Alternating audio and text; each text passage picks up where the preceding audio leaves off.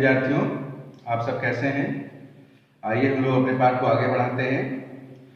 जैसा कि आप सभी जानते हैं, व्याकरण का महत्व सभी भाषा के लिए बहुत ज़्यादा है। संस्कृत में कहा भी गया है, यद्यपि बहुनादीतम तथापि पठपुत्र व्याकरणम स्वानः स्वानो माभू। अर्थात पुत्र, यद्यपि अगर तुम अधिक नहीं पढ़ना चाहते तो भी व्याकरण तो पढ़ ही लो, क्योंकि अगर व्याकरण नहीं पढ़ोगे तो श्वान, तालब विषय वाला श्वान, जिसका अर्थ होता है कुत्ता, और वहीं अगर दंत का प्रयोग करेंगे स्वान, तो उसका होता है स्वजन, अपना आदमी। तो इस तरह के शब्दों में हेरफेर ना हो जाए, इसीलिए व्याकरण का अध्ययन आवश्यक है। और आज हम लोग उपसर्ग का अध्ययन करेंगे, संस्कृत के उपसर्गों के बारे में अध्ययन करेंगे।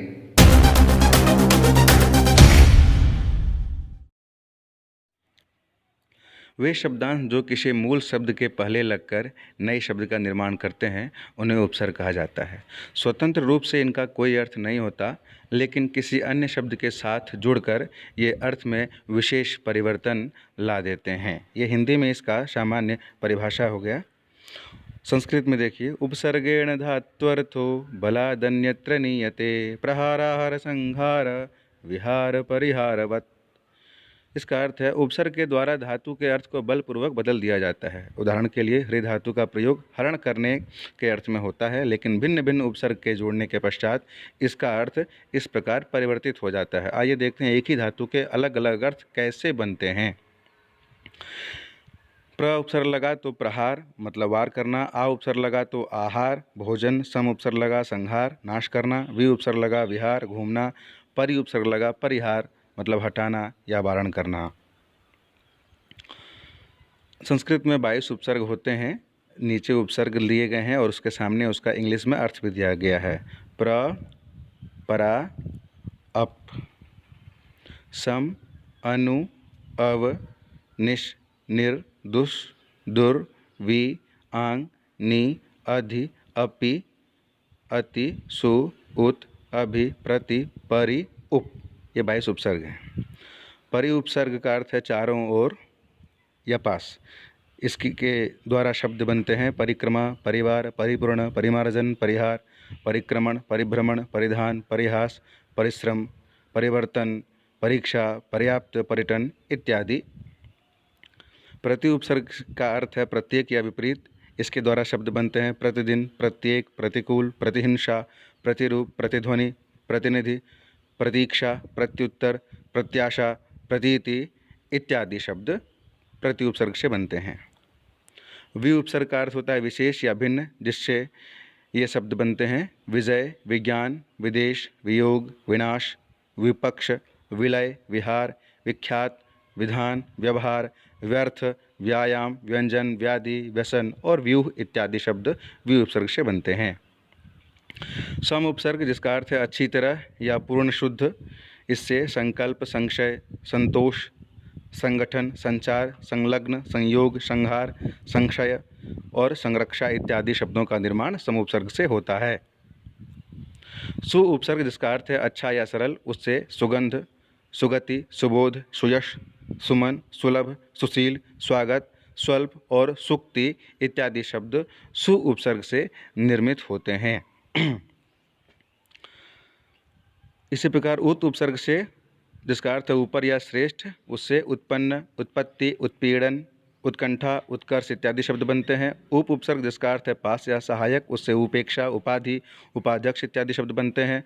दुर उपसर्ग, जिसका अर्थ है कठिन, बुरा या विपरीत, जिससे दुरुपयोग, दुर्भिसंधि, दुर्गुण, दुर्दशा इत्यादि शब्दों का निर्माण होता है।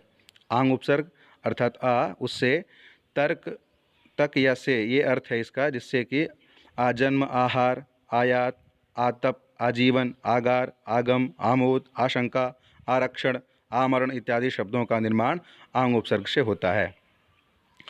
अव उपसर्ग, जिसका अर्थ है बुरा या हीन, उससे निर्मित शब्द हैं अवगुण, अवनति, अवधारण, अवज्ञा, अवगति, अवतार, अवसर, अवकाश, अवलोकन, अवशेष और अवतरण इत्यादि शब्दों का निर्माण अव उपसर्ग के द्वारा होता है।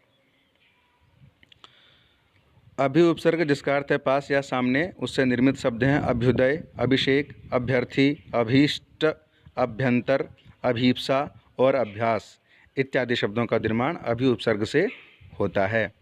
आइए आगे बढ़ते हैं, कुछ और एग्जाम्पल देख लेते हैं हम लोग उपसर्गों के प्रयोग से कैसे कैसे शब्द बनते हैं। अप उपसर्ग जिसका अर्थ है बुरा या विपरीत, उसे निर्मित शब्द हैं अपकार, अपमान, अपयश, अपशब्द, अपकीर्ति, अपराध, अपव्यय, अपहरण, अपकर्ष, अपशकुन और अपेक्षा इत्यादि शब्द अप उपसर्ग से निर्मित होते हैं। अनु उपसर्ग जिसका अर्थ है पीछे या समान, उससे निर्मित शब्द हैं अनुकरण, अनुकूल, अनुचर, अनुज, अनुशासन, अनुरूप, अनुराग, अनुक्रम, अनुनाद, अनुभव, अनुशंसा, अन्वय, अन्वीक्षण, अन्वेषण, अनुच्छेद और अनुदित ये सभी शब्द अनु उपसर्ग से बनते हैं।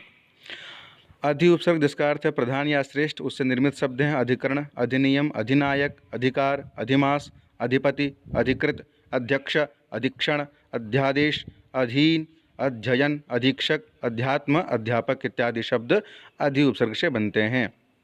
अति उपसर्ग जिसका अर्थ है अधिक या परे, उससे निर्मित शब्द अतिशय, अतिक्रमण, अतिवृष्टि, अतिशीघ्र, अत्यंत, अत्यधिक, अत्याचार, अतीन्द्रिय, अत्युक्ति, अत्युत्तम, अत्यावश्यक और अतीव। आगे बढ़ते हैं। प्र उपसर्ग से जिसका अर्थ है आगे और अधिक, उससे निर्मित शब्द हैं प्रदान, प्रबल, प्रयोग, प्रचार, प्रसार, प्रहार, प्रयत्न, प्रभंजन, प्रपौत्र, प्रारंभ और भी एग्जाम्पल हैं। इतना एग्जाम्पल आपको समझने के लिए यहाँ पे दिया गया। इस प्रकार हम लोगों ने उपसर्गों के बारे में पढ़ा, उसके उदाहरण भी देखे। उम्मीद करता हूँ आप सबको समझ में आया होगा। फिर भी अगर आपको कहीं कोई असुविधा हो, कोई चीज़ समझ में ना आए, तो कमेंट बॉक्स में अपने प्रश्न, अपने सवाल जब चाहें तब लिखें। अगली वीडियो में या अगली कक्षा में इसका समाधान किया जाएगा या कमेंट बॉक्स में ही हम आपके सभी प्रश्नों का उत्तर देने का प्रयास करेंगे। धन्यवाद।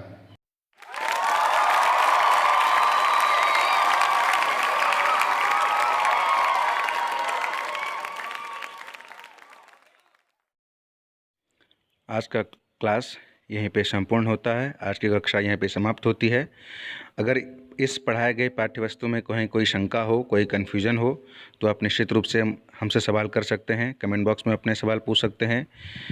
मैं कमेंट बॉक्स में या अगले वीडियो में आपके सभी शंकाओं का समाधान करने का पूरा प्रयास करूँगा।